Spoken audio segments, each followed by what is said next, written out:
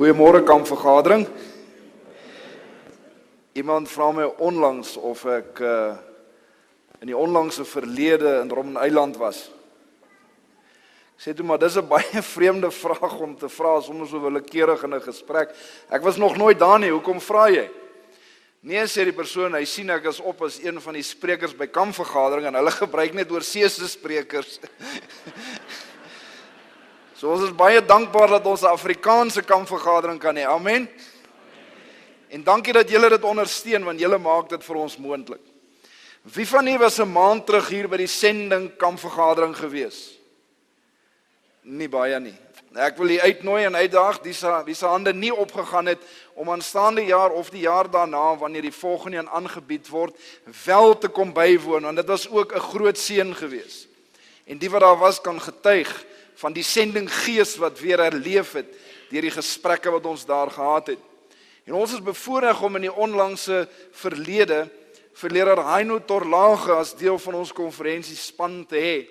En saam met hom bring hy die Abundant Life jeuggroep, maar ook AFM wat staan vir Adventist Frontier Missionaries. En tans het ons 'n aantal sendelinge van ons konferensie wat wêreldwyd diens doen.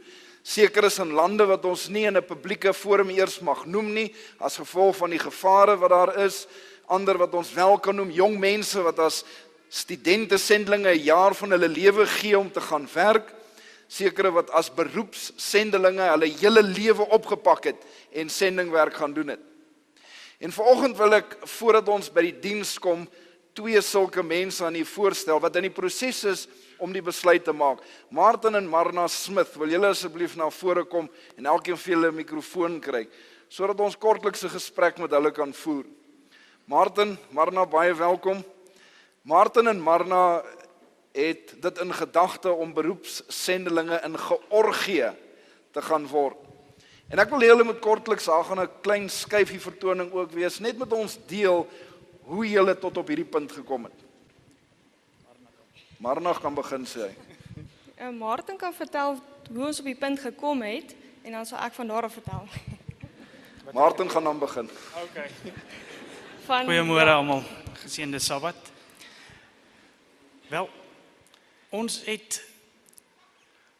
onlangs eers Adventiste geword. Ons het kortliks het ons vriend gehad van my oom wat by hom kom kuier het, oom Freddy van der Linde. En hy het ons voorgestel in die Adventist kerk. Ek was eers baie negatief. Ek het wou vir hom mooi gaan vertel van hoe dit is alle leerstellings is verkeerd, maar na 'n goeie tyd saam met hulle Bybelstudies en alles en die reeks van strominge van die tyd van oom Walter Veit, toe het ons Adventiste geword in 2015. Die stap tot daar was nie baie maklik nie.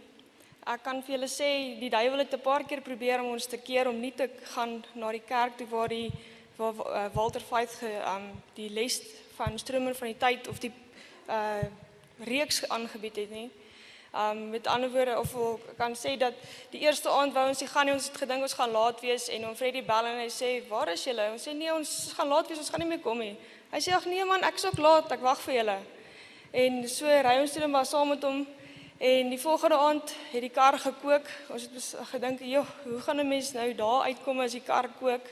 En tog het ons verder gery. Die woensdag aand het ons op die highway gery.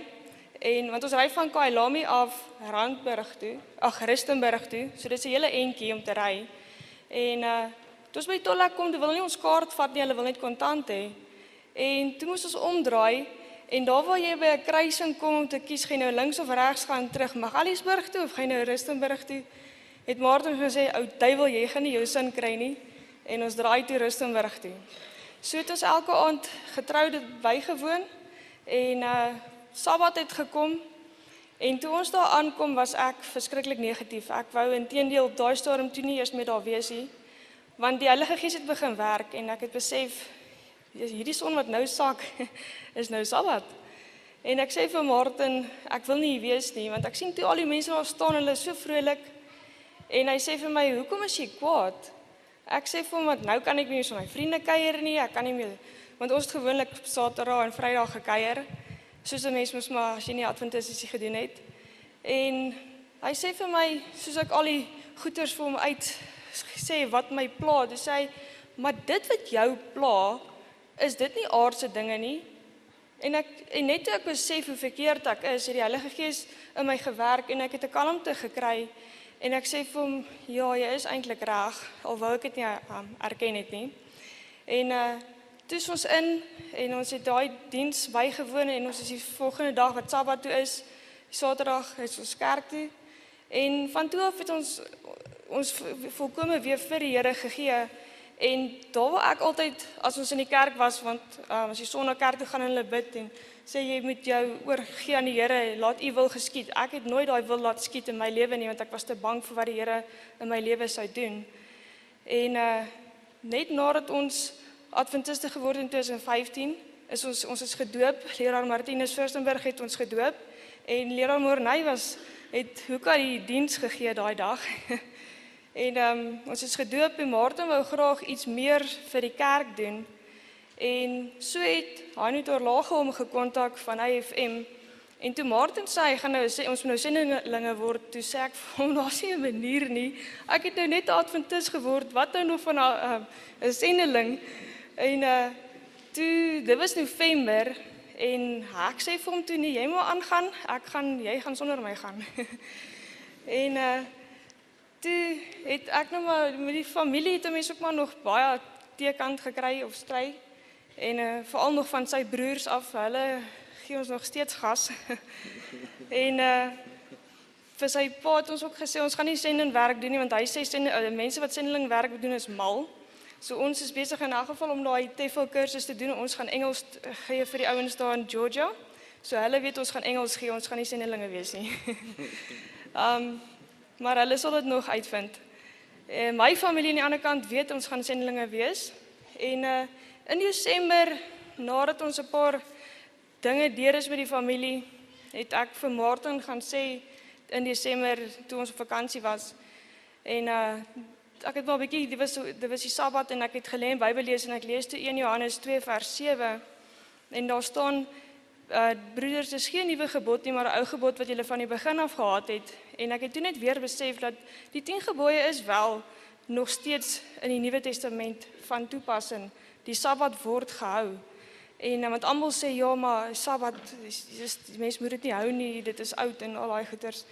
En soos die Heilige Gees weer werk, toe gaan sê ek vir Martin, is reg, ek sal saam met jou in die veld ingaan.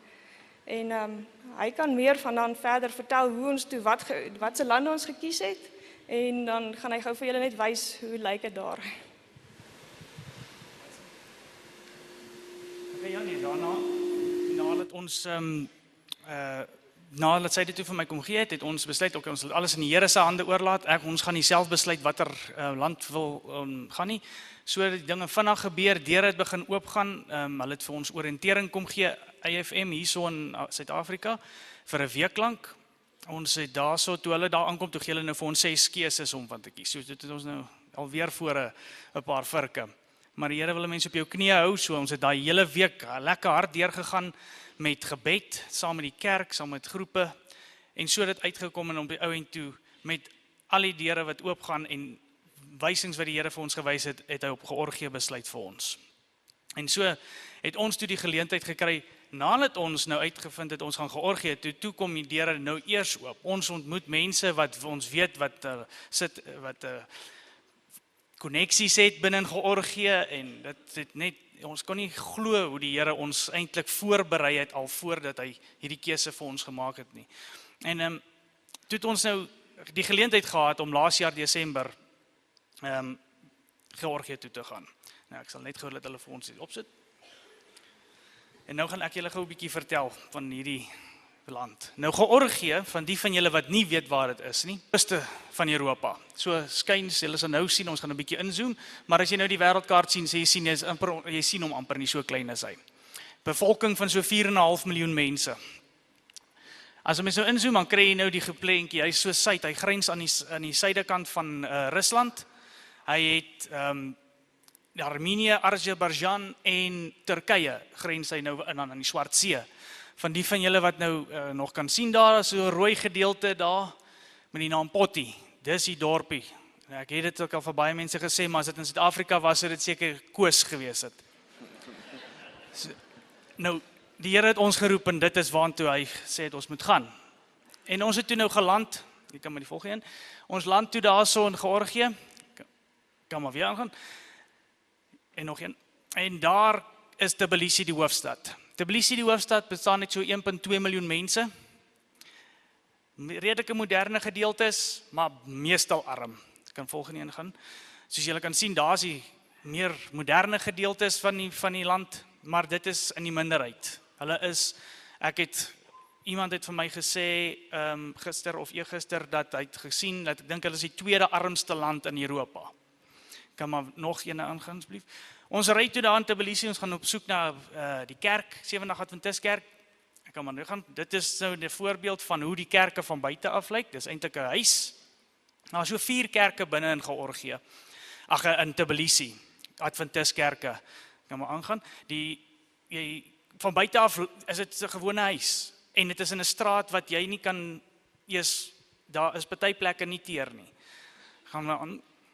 Die kerk daarso, nog een, die kerke, as jy nou inkom, daar die bokant, dan is dit so 'n pragtige klein kerkie. Nou daar is so 250 Adventiste in Tbilisi, die hoofstad, tussen hierdie kerke nou versprei. Kan maar aangaan. Ons het die geleentheid gehad vir leraar Boris en leraar Vadim. Leraar Boris is die mission president van Georgië. Hy het ons op die lughawe kom haal. Dit is 'n lang storie. Julle kan vir ons kom vra na die tyd, dan kan ek vir julle daai vertel. En leraar Vadim is die Trans-Caucasus Unie president.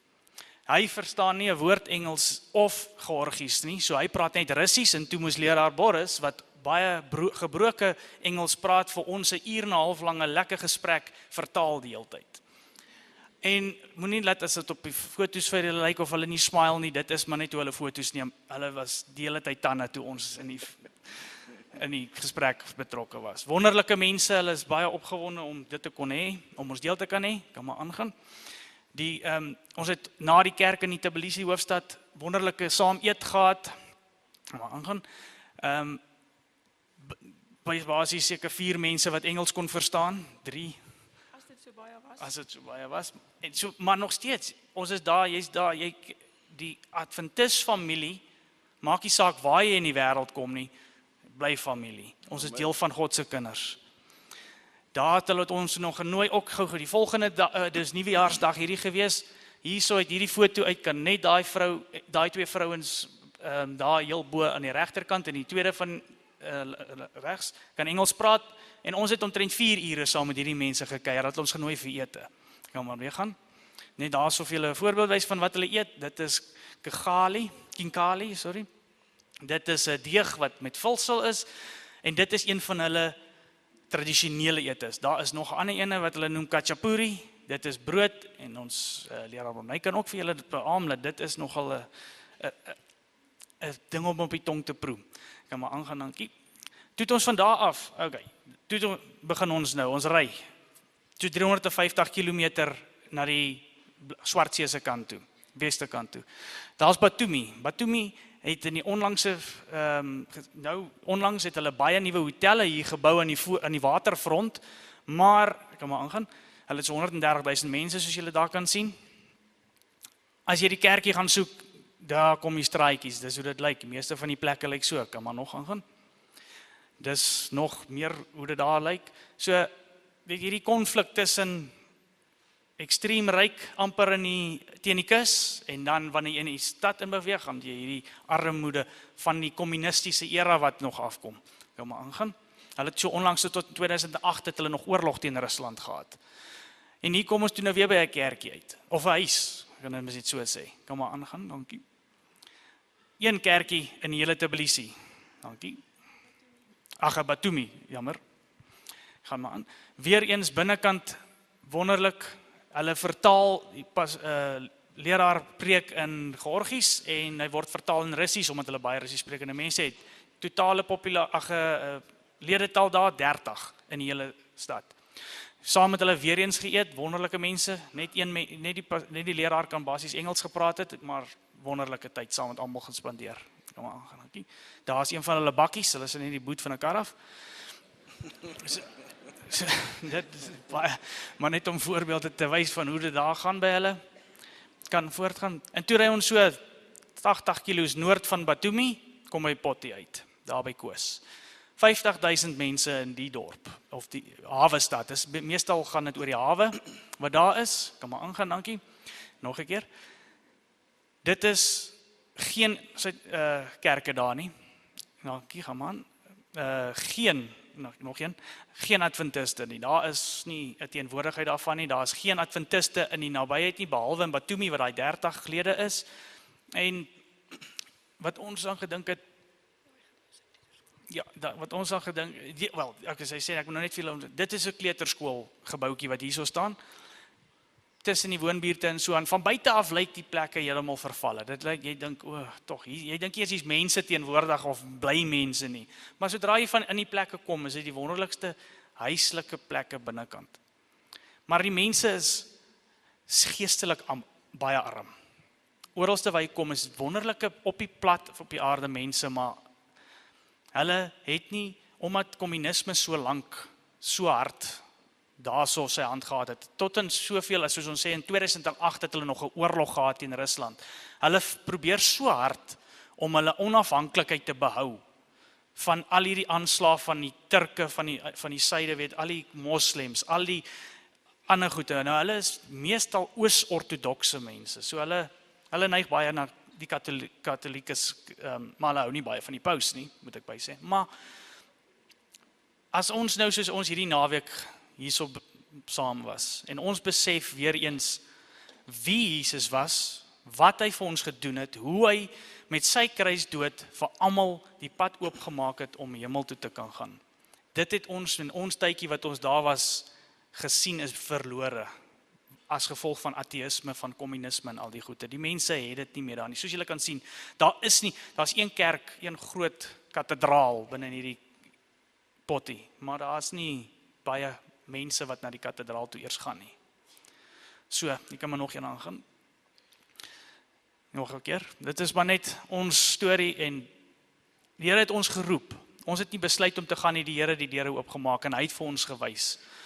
Ek het ook 'n wonderlike ding gehoor van predikant. Jy besluit nie om 'n predikant te word nie, jy word geroep om 'n predikant te wees. En as 'n mens geroep word en die Here het gepraat, dan vra mense ook nie meer vrae nie. Gideon, wat in die Bybelse tyd het hoeveel keer vir die Here gevra vir 'n bewys dat die Here is? 2 keer, en daarna het hy nie weer gevra nie, toe gaan doen hy. Ons het vanoggend ook gehoor, Petrus het gevra, ons moet nie meer vra, Here, is dit U nie? Hy is by ons, so ons dank julle dat ons 'n geleentheid gehad het, en ons vra vir almal, ieder en elke asseblief, hou ons in julle gebede. Daar is mense wat hierdie wonderlike voorreg wat ons het, ook verdien. Amen. Baie dankie Martin en Marna vir die aanbieding. Martin en Marna, soos jy nou gesien het, wil na Georgië toe gaan. Moenie verdwyn, julle kan nog 'n oomblik hier staan, wat in die 1040 venster is. Die 1040 venster is die gedeelte tussen 10 en 40 grade noord, wat groot gedeeltes van Rusland, Indië, China, van die moslemlande bevat. 2.8 biljoen mense in die 1040 venster, beramings is 5% weet van Jesus. Ek wil huis toe gaan, ek weet nie van u nie. En hier is 'n groot werk om te doen, en Martin en Marna is bereid om hulle hele lewe hier in Suid-Afrika, die gemak, die gerief, hulle beroepe, hulle familie, hulle vriende, alles op te gee, om hier te gaan werk. Want wanneer 'n mens deur die Here aangeraak word, kan jy nie meer nee sê nie. En ek wil namens hulle 'n beroep op u doen, om hulle, soos hulle self nou ook genoem het, in gebede te ondersteun, maar ook indien u dit deur die Here op die hart geplaas word, om hulle finansiëel te ondersteun, is daar papiertjies wat u biddend kan invul en met hulle deel. U kan dit net laat op die stoel na die tyd as u wil, anders daar agter by die boekwinkel is daar 'n stalletjie. Gesels met hulle, gaan bid met hulle, gaan moedig hulle aan. Die van nie, ek sien 'n paar gesigte hier in die gehoor, wat self sendelinge was in hulle lewe en bedien het. Gaan gesels met hulle, gee vir hulle raad, vertel hulle wat hulle moet doen en nie moet doen nie. Want is 'n groot taak, hulle moet nou skielik Georgies leer praat, wat 'n vreemde taal en 'n vreemde alfabet is. Hulle moet 'n hele nuwe kultuur aanleer. En mag die Here julle ryklik seën, terwyl julle hierdie nuwe fase van julle geestelike lewe betree, terwyl julle die Here gaan dien daar. Ek wil graag 'n gebed saam met hulle doen. Kom ons buig ons hoofde. Lieflike Here Jesus, ek wy vir Martin en Marna weer aan U toe. Dis U kinders wat U geroep het om hierdie groot taak te vervul. En wees hulle genadig in hulle finale voorbereiding en beplanning. Seën hulle terwyl hulle hierdie groot opoffering gaan maak. En mag dit wees dat baie siele in die koninkryk in Georgië gered sal word deur hulle invloed wanneer hulle daar is. Seën ons, Here, mag U Gees ook spreek miskien tot ander gedagtes in harte van mense wat onseker is, wat nie weet wat hulle vir U moet doen en lei hulle dan ook om vir U as sendelinge op te tree. Miskien nie ver oor die waters nie, maar miskien waar U ons geplaas het. En mag ons U boodskap verkondig sodat U kan terugkeer. Ons wy hulle aan U toe, ons bid 'n spesiale seën op hulle en ons sê vir U dankie. Ook die ander Here wat reeds in veraf lande is, besig om te bedien, ook diegene wat miskien in die proses is. Ons bid vir al ons konferensiese sendelinge en wees hulle genadig in Jesus se naam. Amen. Baie dankie Martin en Marna dat julle julle getuienis met ons kom deel het. Bly vir hulle bid. En as daar ander in die gehoor is wat voel dat hulle miskien sendingwerk wil doen, praat gerus met leraar Reinhold Torlage, wat AFM bestuur, maar neem ook die vrymoedigheid wanneer daar weer so 'n sendingkonferensie is, om dit by te woon. Dit was voorwaar 'n groot seën gewees. 1 Korintiërs 2 vers 1 en 2 is waar ons vanoggend ons skriflesing in vind. En ek wil hê jy moet in die Bybels daarin blaai, want ek wil hê jy moet die laaste gedeelte saam met my lees. Ek wil hê ons moet dit almal lees. Ek sal dit die eerste keer self lees en daarna wil ek hê almal moet saam lees. So blaai in die Bybels of op die selfone waar jy die Bybel bevind en kom ons lees hierdie pragtige 2 verse saam. 1 Korintiërs 2 vers 1 en 2. En toe ek by julle gekom het, broeders, het ek nie aan julle die getuienis van God kom verkondig met voortreffelikheid van woorde of van wysheid nie, want ek het my voorgenem om niks anders onder julle te weet as Jesus Christus en hom as gekruisigde nie. Amen. Ek wil hê moet die laaste gedeelte saam met my lees. Want ek het my voorgenem om niks anders onder julle te weet nie as Jesus Christus en hom as gekruisigde nie. Vir die afgelope 2 lesings, gesprekke het ons gepraat om Jesus te verhoog. Eers deur sy vleeswording, gekyk na die wonder van die vleeswording wat vir ons eintlik baie meer bevat as net Jesus wat 'n babietjie geword het, maar die wonderwerk van God wat die heelal se troonkamer in die hemel verlaat het en aarde toe gekom het om 'n mens te word sodat ons verlossing kan ontvang. Gistermiddag het ons verder gesels oor aspekte uit Jesus se bediening en sy aardse bediening om mense meer soos hom te maak, om hulle te lei om 'n holistiese lewe, 'n lewe van heelheid te ervaar. En dan geëindig met die gedagte dat ons altyd by die voete van Jesus moet bly. Gistermiddag 3 uur, 1986 jaar gelede was Jesus gekruisig. Vandag het hy gerus in die graf. En terwyl ons oor hierdie dinge nadink, is dit vir ons 'n wonderlike voorreg om net stil te raak en vir die Here dankie te sê vir dit wat hy vir ons gedoen het. Vir die opoffering. En daarom gaan ons vandag Jesus verhoog deur die kruis en sy kruisdood. Môre kortliks gesels oor sy opstanding en dan sy wederkoms. Maar die kruisdood van Jesus het vir ons besondere betekenis. Dis die kruisdood van Jesus wat Martin en Marna motiveer om alles op te gee om vir die Here te werk. Dis die kruisdood van Jesus wat vir u en my vandag hier het, nie waar nie? En die kruis vorm die middelpunt van alles wat nog ooit gebeur het. Want vir 4000 jaar het God se kinders na die belofte in Genesis 3 vers 15 vooruitgekyk na die Messias wat sou kom om sy kinders te verlos. Toe Jesus gekom het hartseer het die meerderheid hom nie erken nie. En na sy kruisiging het die kerk gegroei en vir die afgelope om en by 2000 jaar kyk ons weer terug na die kruisiging as die middelpunt van dit wat ons in glo. Dit vorm die middelpunt, die basis van ons as Christene se geloof. Dit wat op die kruis gebeur het. En daarom gaan ons vir 'n ruk stil staan, maar ek wil begin met 'n pragtige aanhaling uit die boek, ek dink is Koning van die Eeue, waar daar geskryf word, dit sal vir ons goed wees om elke dag na te dink aangaande die lewe van Jesus, veral met betrekking tot die slottonele, die kruisiging van sy lewe hier op aarde.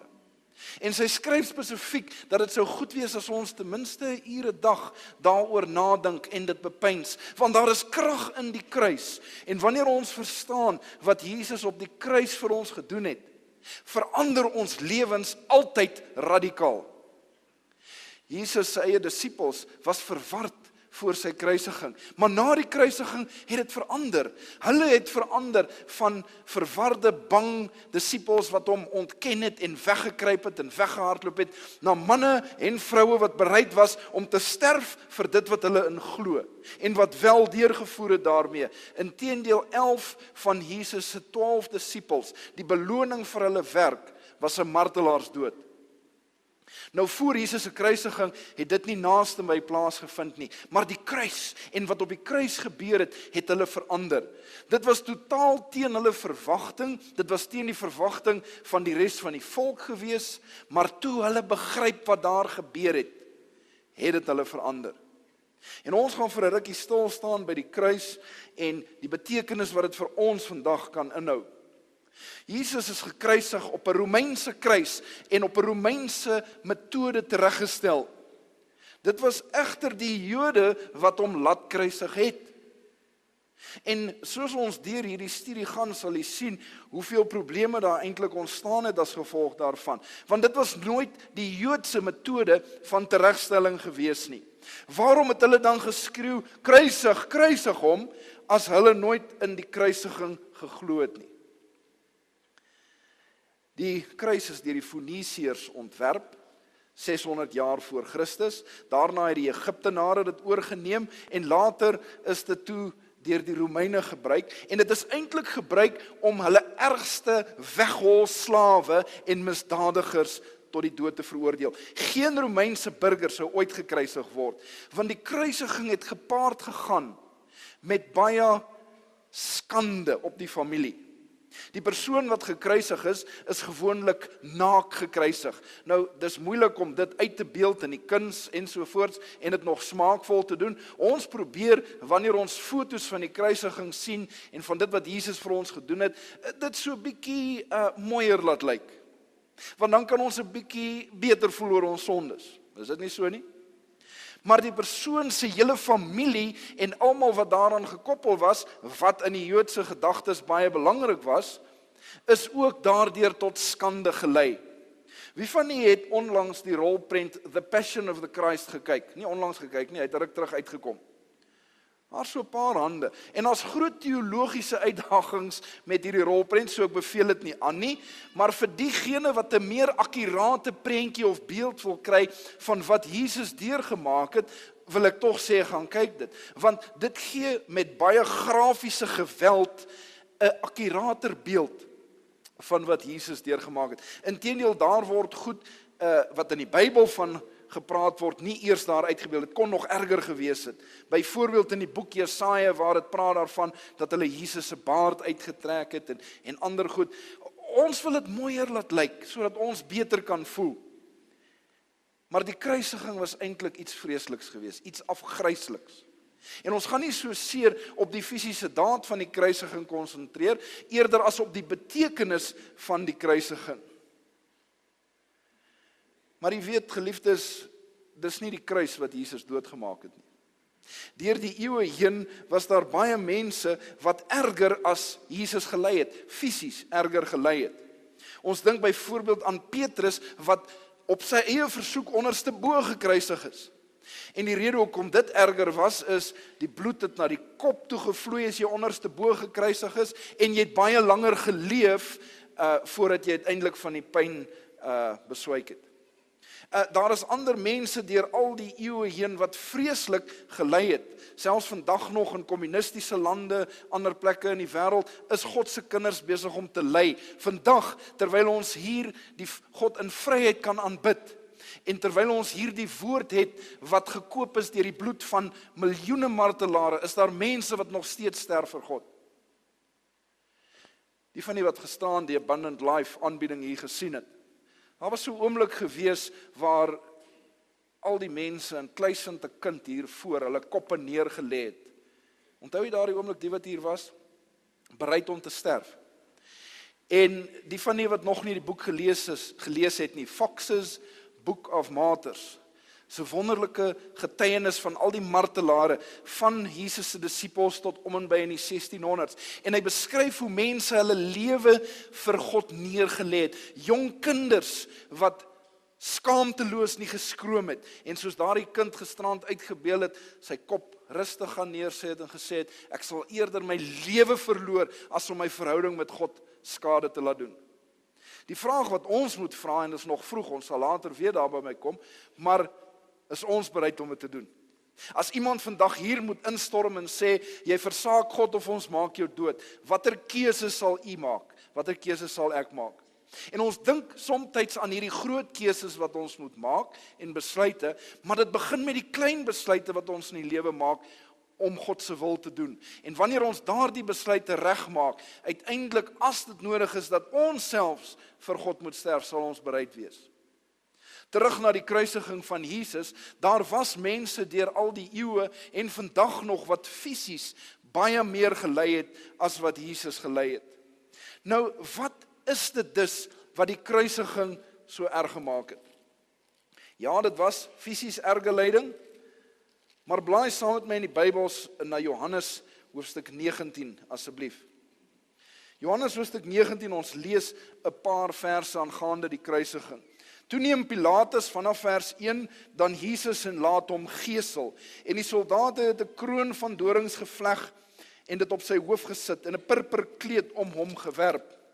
En gesê, wees gegroet, koning van die Jode, en hulle het hom in die aangesig geslaan. Pilatus gaan toe weer uit buitentoe en sê vir hulle, kyk, ek bring hom vir julle buitentoe, sodat julle kan weet dat ek in hom geen skuld vind nie. En Jesus het uitgekom buitentoe en die doringkroon en die purperkleed gedra. En Pilatus sê vir hulle, daar is die mens. En die owerpriesters en die dienaars hom sien, skree hulle en sê, kruisig, kruisig hom. Pilatus sê vir hulle, neem julle hom en kruisig hom, want ek vind geen skuld in hom nie. Nou ons gaan vir 'n ruk in hierdie gedeelte spandeer, maar voordat ons voortgaan om oor die kruisiging self te praat, wil ek vir 'n rukkie met die deel aangaande dit wat die kruisiging vooraf gegaan het. Die van die wat kinders het, sal weet, dat as jy met jou kinders op 'n lang reis gaan, wat is die mees algemene term wat jy altyd hoor? Het klink my julle kinders is dieselfde as myne. Hoe ver nog? Ek is so bly vir 'n GPS. Ek gebruik nie 'n GPS so seer vir rigting, want mans verdwaal in elk geval nooit nie. Maar ek gebruik dit vir my kinders wanneer ons lang pad vat, want ek sit die eindbestemming in, ek draai die GPS, hulle kan lees. En as hulle vir my kyk, dan kyk ek net vir die GPS en dan vra hulle nie so baie nie. Maar dit help ook nie altyd nie. Maar die tweede mees algemene term wat kinders gebruik in 'n kar is wat? Wel, dit verskil seker van huis tot huis, maar in ons kar en in ons huis. Nou dis 'n bietjie van 'n anglisisme of 'n Engels vir Engelse, maar ek kan dit gebruik. Dis nie fair nie. En partykeer gaan dit oor die 2 duim spasie wat die een voel die ander een meer het. Partykeer gaan dit oor ek 'n bietjie meer toebroodjies as my sussie gehad het, wat dit ook al is. Maar het julle al gehoor dat mense dit sê? Dis mos nou nie regverdig nie. En ons begin dit doen as kinders, en wanneer ons groter word, dan gebruik ons miskien nie daai selfde woorde, is nie fair nie, maar ons gebruik dit in ander sin, want ons kyk om ons na die land, en ons kyk na dinge in die kerk wat gebeur, en ons voel partykeer te nagekom, omdat ons onregverdig behandel word. Het jy al gevoel dat iemand hier regtig te nagekom het? Dat jy onregverdig behandel is? Nou as ons kyk na die kruisiging van Jesus, het hy die reg gehad om so te voel en om op te tree daarvolgens, maar het dit nie gedoen nie. Ek wil vinnig kyk na 12 punte van Jesus se verhoor, wat totaal onwettig was. Nou, leraar, as 'n preek 12 punte het, dan is daar moeilikheid. Maar ek gaan baie vinnig daarna kyk. Ons gaan nie lank daaraan tyd spandeer nie. Eerstens, Jesus se inhegtenisneming was sonder 'n formele lasbrief gewees, 'n amptelike klagstaat of enigiets. Nou, dit klink vir ons in moderne tyd asof dit belangrik is. Daardie tyd was dit ook, want waar kry ons in baie lande hulle wette vandaan? Watter wette gebruik ons vandag? Die Romeinse wet. Hulle het hierdie wette gekodifiseer lank voor ons het gedoen het, en dit was so goed gedoen, dat tot vandag gebruik baie lande nog steeds daardie selfde wette. So in daardie opsig is daar nie veel verskil. Daar moes ook 'n klagstaat gewees het.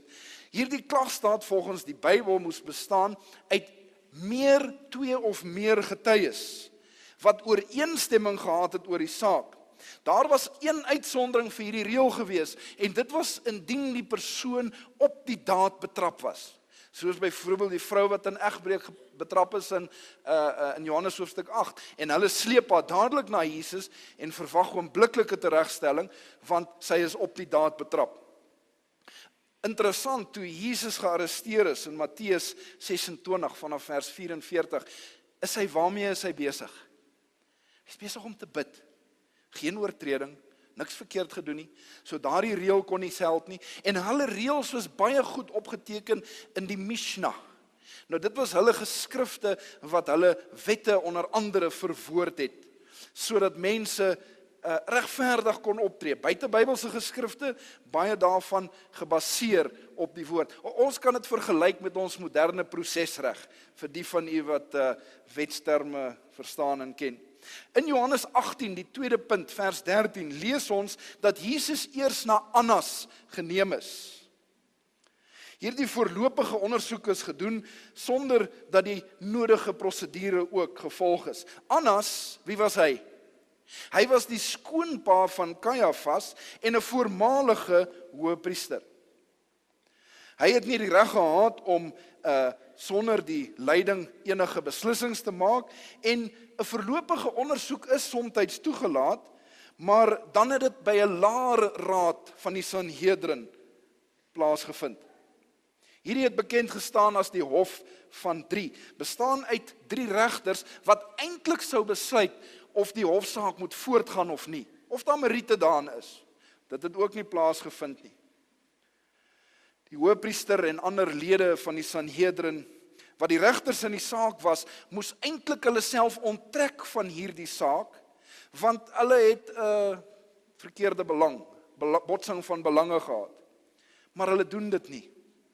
Onder Joodse wette kon 'n regter van die Sanhedrin nie voorsit indien hy 'n direkte familielid of enige bevoordeling daaruit kon kry.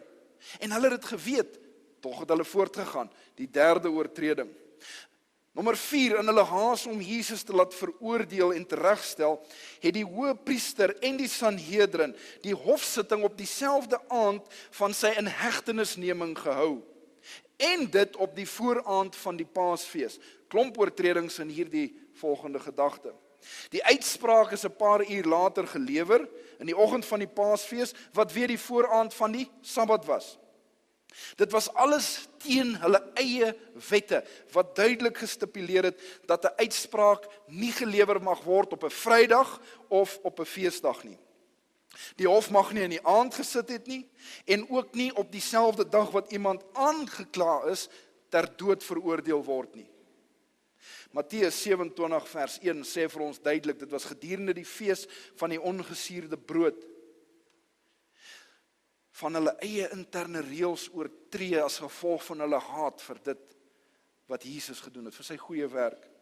Die volgende een, nommer 5, Jesus is nooit vooraf ingelig waarvoor hy aangekla was nie. Geen geleentheid gebied om sy verdediging genoegsaam voor te berei nie. Geen kans gegee om sy eie getuies te kry. Wel, dit sou in elk geval moeilikheid gewees het om dit te doen, want op hierdie stadium diegene wat vir hom kon getuig, het almal weggehardloop.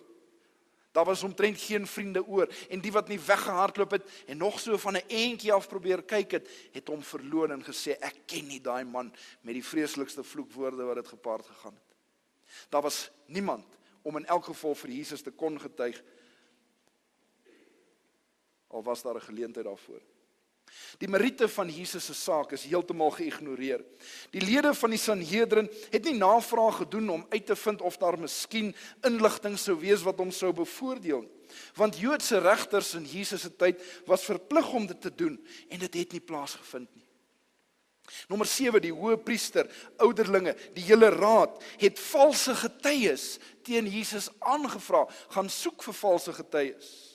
Hierdie is wat ons in vandag se taal sou noem 'n grove menseregte skending. Ons hoor daardie woord gereeld, maar dit was. Want hulle het eintlik daardie getuies omgekoop om teen Jesus te getuig. Nommer 8, die skuldige uitspraak van die misdaad van godslastering berus op Jesus se eie erkenning dat hy die seun van God is en dat hy binnekort aan die regterhand van God sou sit. Net soos vandag in 'n kriminele saak kan die aangeklaagde nie verplig word om teen homself te getuig nie. En daar kon ook nie 'n uitspraak wees gebaseer op net een getuie, want dit was eintlik net Jesus wat dit gesê het. Die Bybel beskryf dit baie duidelik. Jy kan later lees in Deuteronomium 17 vers 6. So hierdie beskerming is wat God self gegee het, sodat die regstelsel in Israel regverdig sou wees. Maar hulle het dit nog steeds oortree. Nommer 9, die Sanhedrin het nie die gesag gehad om iemand tot die dood te veroordeel nie. Omdat hulle onder die juk van die Romeine was, kon slegs die Romeine dit gedoen het. En nadat hulle hierdie mag ontneem was, het dit hulle baie frustreer, want in hierdie geval kon hulle dit baie vinniger gedoen het, maar nou moes hulle na die Romeinse owerhede gaan. Tog het hulle Jesus tot die dood veroordeel van die Jodese perspektief vir wat? Godslastering. Na regte moes die saak eintlik na die goewerneur verwys word vir finale beslissing, maar dit sou tydsaam wees. En hulle het nie tyd gehad nie. Gedryf deur hierdie haat wou hulle net Jesus dood sien. Nommer 10, Jesus is nou na Pilatus geneem. Maar die Sanhedrin het hom ingelig dat hulle reeds besluit het dat hy skuldig is, maar verander nou die klagstaat. Dis nou nie meer vir godslastering nie, maar hulle sê dis omdat hy teen die Romeinse belasting gepreek het, die massas opgesweer het, al hierdie valse beweringe, dat hy beweer het dat hy 'n koning is. Daar word glad nie verwys na hulle sitting, na die godslastering. Hulle gaan eintlik na Pilatus, nie om Jesus aan te kla, maar om te sê, hy is skuldig, hy moet veroordeel word, doen jou werk. En hulle het redelik gesag gehad, daar was 'n mate van autonome gesag wat hulle kon uitoefen, maar hulle gaan nie met 'n versoek, hulle gaan met 'n opdrag, en manipuleer hom eintlik deur te sê op 'n stadium, as jy dit nie doen nie, is jy nie meer 'n vriend van die keiser. Hulle wil nie weet of vra vir Pilatus om te bepaal of hy skuldig is of nie, hulle wil hom net teregstel. Nommer 11, die Joodse Mishnah het hierdie wet het vereis dat as almal in 'n hofsaak, hierdie is baie interessant, iemand skuldig bevind het, met ander woorde as daar eenparigheid was, die persoon vrygespreek moes word. Nou dis bietjie anders, ons is nie gewoond aan hierdie een. Gewoonlik soek ons eenparigheid in regsbesluite, maar die wet is spesifiek so beskryf om vinnige teregstellings en die misbruik van die wette te omseil. Daar moes altyd iemand wees, daar moes genoeg twyfel wees. Iemand moes die persoon die geleentheid gun, met ander woorde, om sy saak te stel en onskuldig te wees. Die laaste punt hieroor, Pilatus het 4 maal gesê, nou ek beskryf Pilatus as die grootste lafaard van alle tyd. Want 4 maal sê hy, Jesus is onskuldig. En tog, as gevolg daarvan, was hy eintlik verplig om hom vry te laat. Maar hy laat hom nog steeds kruisig. Nou, miskien net so vinnig, hoeveel keer in ons lewens het ons soos Pilatus in geestelike sake geweet wat die regte ding is om te doen. Dit self geverbaliseer of daaroor nagedink. Maar wanneer die lewe moeilik raak, net nie braaf genoeg gewees om dit te doen. Ons kan ook soos Pilatus baie keer lafhartig wees. Maar interessant dat Pilatus laat Jesus uiteindelik kruisig, nie vir godslastering nie, maar vir hoogverraad. Want hulle kon niks aan godslastering doen, dit was 'n Joodse saak gewees. En ons weet dit, want die beskuldiging wat bo Jesus se kop op die kruis geskryf is, sê wat? Hy is die koning van die Jode. 'n bewys dat dit was vir godslastering. Hy het homself 'n koning probeer, nie godslastering, korreksie, vir hoogverraad. Hy het homself die koning probeer maak. En hoogverraad dus volgens daardie kennisgewing teenoor die Romeinse volk gepleeg. Nou, met al hierdie dinge kan ons duidelik sien dat dit was onregverdig. Soos daardie kinders wat beklei oor 'n ekstra stukkie brood of 'n ekstra 2 duim spasie in 'n kar, dit was onregverdig. Jesus was onregverdig behandel en hy kon op al hierdie punte en miskien nog ander staat gemaak het en gesê het, maar my regte. Tog lees ons in Jesaja 53 dat hy nie sy mond oopgemaak het, soos 'n lam wat gelei word na 'n slagplek was hy stil. Nie 'n woord gesê nie.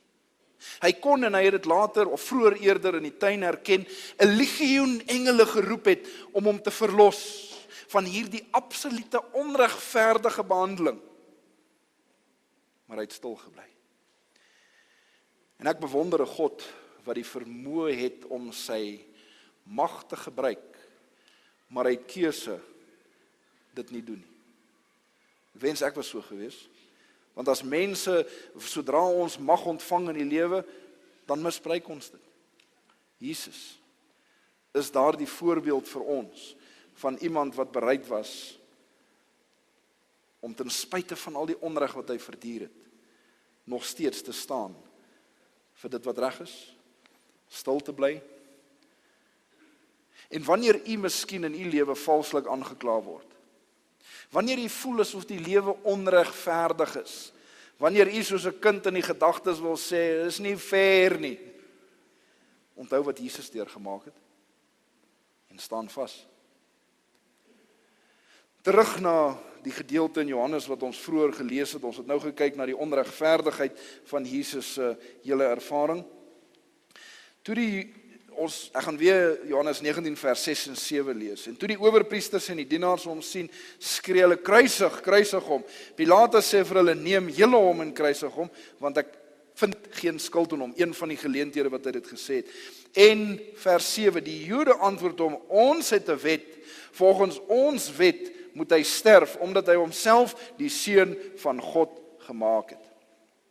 Waarvoor kla hulle hom aan? Ons het net nou daarna verwys, toe ons na al hierdie punte gekyk het. Hulle kla hom aan van godslastering, omdat hy gesê het, hy is die seun van God. Die wet van godslastering vind ons in Levitikus 24 vers 16. Maar dit is baie interessant dat die oortreding ook daar beskryf word, saam met die straf wat dit moes ontvang. En wat was die straf vir godslastering? Was dit kruisiging? Steniging, korrek. Het hulle dit geweet?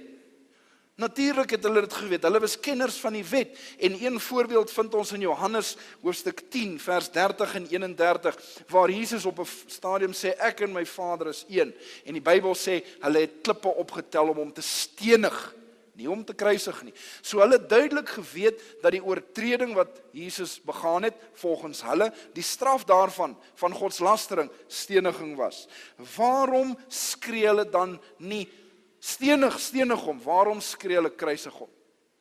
Wel, 'n mens kan aflei dat dit te doen het met die feit dat hulle nie die autoriteit gehad het om Jesus te laat stenig nie. Maar daar is eintlik 'n ander dieper rede. Blaai saam met my in die Bybels na Deuteronomium.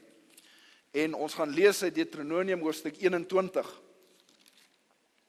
Daar was 'n ander wet gewees wat hulle miskien nie die Sanhedrin en Pilatus en al die leiers van ingelig het nie. Maar 'n wet wat hulle tot hulle voordeel wou gebruik in die oë van die volk. Deuteronomium 21 vers 22 en 23 lees as volg. En as iemand 'n sonde is, let wel is, nie doen, as iemand 'n sonde is wat die doodstraf verdien, en hy gedood word, en jy hom aan 'n paal ophang, dan mag sy lijk nie aan die paal oornag nie, maar jy moet hom sekerlik die dag nog begrawe, want een wat opgehang is deur God vervloek. En jy mag jou land wat die Here jou God as erfenis gee, nie verontreinig nie. Ek vermoed baie sterk dat hulle hierdie wet in gedagte gehad het. Want sien, as 'n Jood die doodsvonnis deur steniging ontvang het, kon hy voor die steniging op sy knieë gaan en sê, Here vergewe my, ek is jammer, ek het egbreek gepleeg. Dan sou die volk hom stenig en hy sou sterf met vergifnis op sy lippe. Maar, soos in Deuteronomium 21, as 'n regter gesê het, hy moet aan 'n paal opgehang word, het dit die onveranderlike vloek van God voorgestel. God se vloek het nou op hom gerus. Dit is moeilik om dit te begryp, maar dit is miskien ons Nuwe Testamentiese ekwivalent van die onvergeeflike sonde. Vir so 'n persoon was daar hoegenaamd geen hoop ooit gewees nie. Dis in die Joodse gedagtes hoe hulle dit gesien het. Dikwels word daar verwys na Jesus se kruisiging na die tyd in die boek Handelinge, en jy kan lees Handelinge 5 vers 29 en 30, Handelinge 10, wanneer hulle terugdink aan Jesus se kruisiging, word daar dikwels gesê hy is aan 'n paal opgehang of aan 'n boom, sê party van die ander vertalings. So dit was 'n algemene gedagte dat Jesus se kruisiging nie net al hierdie Joodse skaamte gedra het nie, maar ook eerder die Romeinse, maar ook die Joodse as gevolg van hierdie wet. Waarom gebruik hulle hierdie woorde boom of paal later? Want vir die Jode het dit wat Jesus deurgemaak het, die kruisiging, die onveranderlike vloek van God voorgestel. Weer Johannes 19 vers 6. En toe die owerpriesters en die dienaars hom sien, skree hulle en sê, kruisig, kruisig hom. Hierdeur wou hulle nie net vir Jesus dood hê nie, maar hulle wou hê dat God, Jesus, vir ewig moes vervloek. Dit was eintlik wat hulle voorgevra het. Nou, Pilatus was nie bewus daarvoor, die Sanhedrin was nie bewus daarvan nie, hulle hoor net hierdie mense wat Jesus dood wil hê, maar dit is hulle motief. Want heeltyd, soos ons gister gesê het, in die oë van die volk het Jesus in rang en status al hoe hoër en hoër gegroei. En hulle al hoe laer en laer. En hier was hulle oomblik, nie net om Jesus dood te maak nie, maar om sy status totaal en al te vernietig. Die vraag wat ons moet vra, is, het God vir Jesus vervloek? Wel, die blote feit van die Joodse perspektief, dat hy wel gekruisig is, vir hulle het dit beteken. Dit was die perspektief van die volk, want hulle kyk nou daarna, en dit is hulle ervaring. Maar blaai saam in die Bybels na Galasiërs hoofstuk 3. Galasiërs hoofstuk 3. En Paulus skryf 'n paar jaar daarna, aangaande Jesus se kruisiging, Galasiërs 3, skryf hy as volg. Ons lees vers 11, eerder vers 10 en vers 13. Want almal wat uit die werke van die wet is onder die vloek. Want daar is geskrywe, vervloek is elkeen wat nie bly in alles wat geskryf is in die boek van die wet om dit te doen nie. Ek gaan nie al die verse lees, vers 13.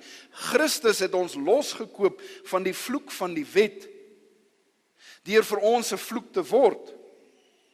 En nou haal hy hierdie presiese vers in Deuteronomium aan, want daar is geskrywe, vervloek is elkeen wat aan 'n hout hang. Toe Jesus gesterf het op die kruis, het hy nie net die sondes van die wêreld gedra nie, maar Korintiërs sê, hy het sonde geword vir ons. Moenie probeer om dit te verstaan, ek gaan dit nie probeer uitlê nie, want dit is een van daardie geheimenisse wat net groter as ons is. En die sonde wat Jesus gedra en geword het, was vir God die Vader so afstootlik, dat die hele natuur donker geword het op daardie oomblik. En dit is wat die kruisiging, wat Jesus deurgemaak het, anders gemaak het, as enige ander dood. Maar die vraag is, wat is hierdie vloek van God? Dit is niks anders as die tweede dood, wat elkeen van ons verdien, wat elkeen van ons moet sterf. En onthou, die Bybel praat van 2 dode wat ons moet sterf, die eerste dood en die tweede dood. Nou wanneer dit sê die loon van die sonde is die dood, waarna verwys dit? Eerste dood of tweede dood? Dis die tweede dood. Gaan almal die eerste dood sterf? Nee. Wanneer Jesus kom, gaan daar 'n groepie mense lewend op aarde wees, wat reguit saam met Jesus hemel toe gaan. So, dit verwys definitief na die tweede dood, want nie almal gaan die eerste dood sterf nie. Maar daar is 2 maniere hoe ons die tweede dood kan sterf. En ons het 'n keuse. Die een manier is aan die einde van die 1000 jaar, wanneer daar vuur uit die hemel neerdal en sonde vernietig finaal. Die tweede manier is in Christus, wat daardie tweede dood vir ons gesterf het. En eintlik is daar nie 'n keuse nie. Toe Jesus gesterf het en gerus het 2000 jaar gelede, het hy die eerste en die tweede dood vir ons gesterf. En hy het dit nie net gedoen vir 3 dae nie. En weer, hier wil ek nou baie versigtig wees, want ek verstaan dit nie alles nie, ek moet eerlik wees. Maar Jesus het sy lewe vir ons gegee, nie geleen nie. As ek vandag R1000 in my sak het en ek sê ek wil vir jou R1000 gee, ek gee vir jou die R1000, en 3 dae later kom ek en ek vat dit terug, het ek dit vir jou gegee? Nou, soort van, jy het dit vir 3 dae gehad, maar ek het weer teruggevat. As Jesus sy lewe neergelê het, en 3 dae later weer opgeneem het, dan in 'n sin het hy dit net vir ons geleen. En ek wil nie afbreek doen aan dit wat Jesus gedoen het nie, ek wil eerder probeer illustreer, dat dit wat Jesus deurgegaan het, ewige gevolge gehad. Daar word vir ons beskryf, dat Jesus van sy goddelike eienskappe vir ewig neergelê het. Nou, weer, dit is moeilik om te begryp, want deur die Godheid, en die eenheid van die Godheid, het hy nog steeds daardie eienskap, maar as persoon binne die Godheid nie. En ek wil nie te veel hierop ingaan, want dit raak ingewikkeld, en soos ek sê, ek verstaan dit nie alles, maar wat ek wel verstaan, is dat dit wat Jesus op die kruis gedoen het, was die grootste opoffering wat moontlik was. Ons het gister gepraat oor die vleeswording van Jesus, en die vergelyking met ander godsdienste, soos byvoorbeeld die moslim godsdienst, boeddhistiese godsdienst, hindoeïsme, ensovoorts. En die primêre verskil was die vleeswording, maar ook die kruisiging. Want geen ander wêreldgodsdienst was bereid, leier van daardie godsdienst, om hulle lewe te gee vir hulle mense. Inteendeel, dikwels is daar juist die teenoorgestelde, daar is versoeke, dat jy jou lewe moet neerlê vir jou God. Jesus doen dit ook, vrywillig. Nie as 'n straf, nie om ons te na te kom nie, maar omdat ons hom liefhet, kan ons vrywillig ons lewens neerlê. Toe Jesus daar op die kruis gesterf het, in die oë van die Jode wat daarna gekyk het, was hy deur God vervloek. Dit is een van die redes, glo ek, waarom die uitstorting van die Heilige Gees 40 dae later, na sy opstanding op Pinkster, so noodsaaklik was, want die volk was so verblind deur die lus van die leiers, dat sonder die Heilige Gees min hierdie nuwe boodskap sou aanvaar. Toe Jesus sy lewe neergelê het, net voor hy gesterf het, roep hy uit in Matteus 27 vers 46, my God, waarom het U my verlaat? Jesus het verlate deur God gevoel, want U en my sonde, en nie net U en my sonde, maar die sonde van alle mense deur alle eeue, het nie net op hom gerus nie, maar hy het daai sonde aangeneem op 'n bonatuurlike wyse om vir ons te sterf. En God die Vader moes spreekwoordelik sy kop wegdraai. Die donkerte het geval. En Jesus het verlate gevoel, alleen. En daardie tweede dood wat ons moes ervaar, het hy begin smaak. En hier hang Jesus verlate, Godsverlate aan die kruis. En die Satan weet dit. En daarom in Lukas 23, deur sy bose agente, stel hy 3 maal die versoeking aan Jesus om homself te red. Eers deur die priesters, toe deur die soldate en later deur die dief aan die linkerkant. En duiwel is nie dom nie. Hy gaan jou nie versoek om iets te doen wat jy nie kan doen nie. En Jesus kon onafhanklik van die Vader van die kruis afkom. Hy kon gedink het aan al die onreg van die vorige ure en dae en gekyk het na die mense wat hier staan, sy eie disippels wat weggehardloop het, die meerderheid mense wat hom verwerp en gesê het, nee, ek gaan dit nie doen nie. Hy kon dit gedoen het. Maar hier is die uitdaging. Hy kon nie dit gedoen het en ons ook gered het nie. En daarom was die spanning op die kruis vir Jesus, onder andere hierdie besluit, sal ek afkom van hierdie kruis, en hierdie wêreld wat my in elk geval nie lief het, verwerp, teruggaan na die gemak van die hemel, na my Vader, of sal ek vasbyt, deurdruk, en eintlik wys die kruis vandag vir my en vir u, en dis die krag van die kruis, dit wys vir my dat Jesus het ons meer lief as wat hy homself lief gehad het. Want hy was bereid om daardie dood te sterf.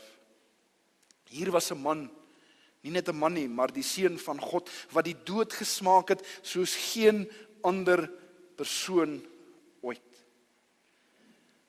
En dit is die motivering wat ons motiveer om vir die Here te werk, om op te staan en te getuig, en ander te vertel wat Jesus vir ons gedoen het. Dit was die verandering in die disippels se lewens wat hulle verander het na bang disippels wat weggekruip en weggehardloop het en Jesus verloon het, na dapper manne en vroue wat bereid was om vir hom te sterf. Want op die kruis het hulle uiteindelik die volmaakte liefde van Jesus gesien soos nog nooit van tevore. En Jesus se laaste woorde aan die kruis, dink ek, is vir ons insiggewend.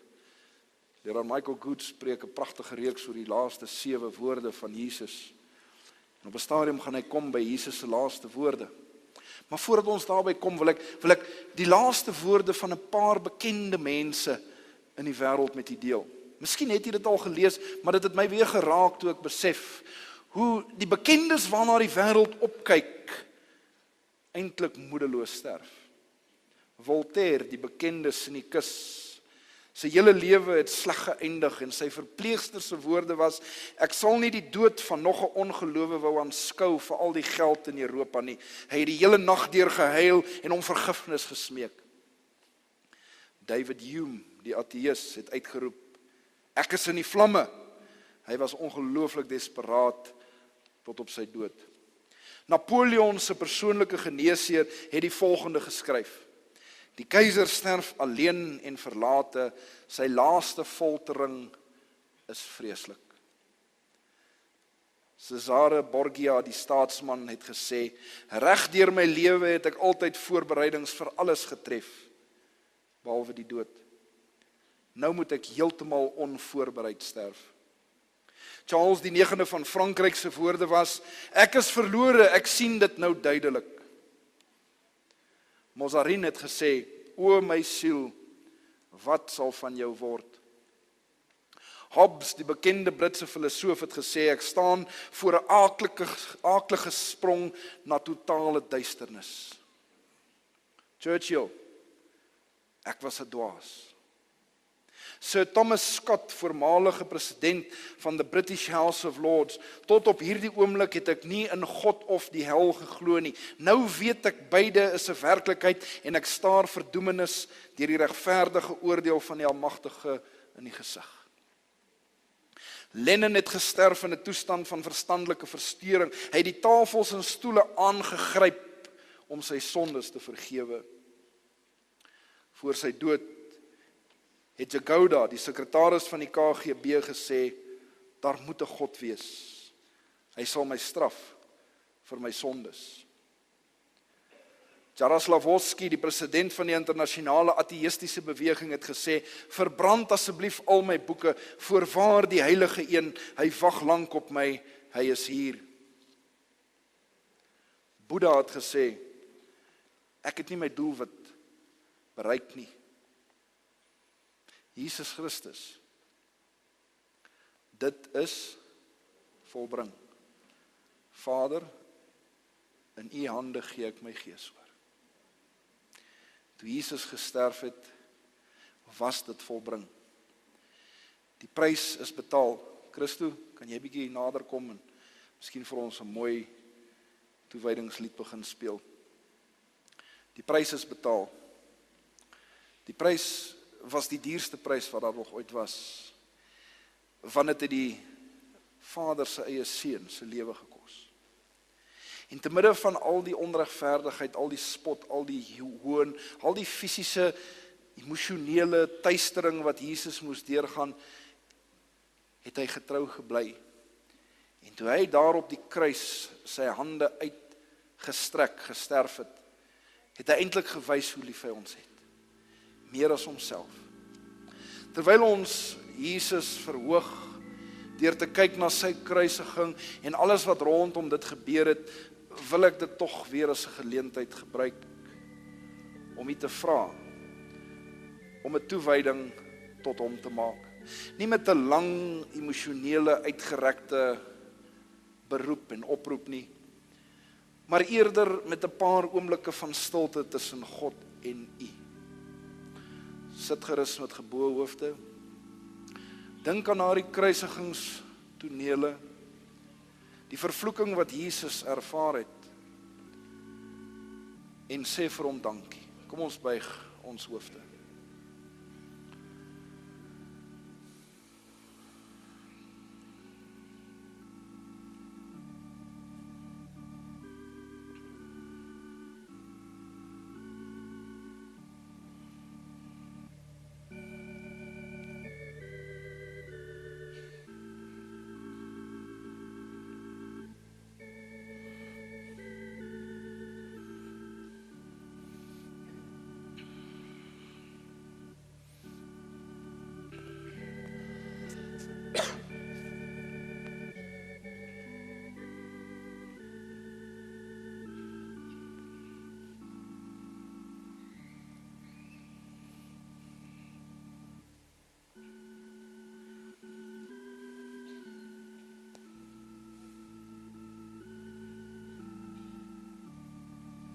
Hemelse Vader, vergewe ons vir die kere wat ons die lyding op die kruis, die fisiese lyding, miskien 'n bietjie wil afwater om beter te voel oor ons sondes. En mag ons vandag 'n diep besef ontvang van al die lyding wat U deurgemaak het. Maar behalwe die fisiese lyding, Here, was daar die onregverdigheid van alles. En U almag wat 'n oombliklike einde daaraan kon maak. En tog het U besluit om dit te doen. Want deur die eeue heen het U spreekwoordelik gekyk na kampvergadering 2017, na U seuns en dogters, U kinders wat in hierdie gehoor sit en gesê ek wil dit doen vir hom, vir haar. Dankie Here dat U bereid was om dit te doen. Ons val net vandag voor U en sê dankie. Dankie Here. Dankie dat U die vervloeking van die kruis verdra het, sodat ons weer eendag in U beeld herstel kan word. Dit is so onregverdig, Here, maar U het dit vir ons gedoen.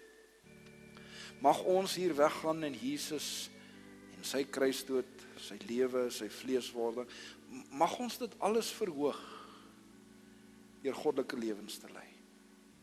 Dankie dat U die gebede van die kinders verhoor het. Verdaag ons nou met 'n lied in ons hart en daardie vrede wat net U kan voorsien in Jesus naam. Amen.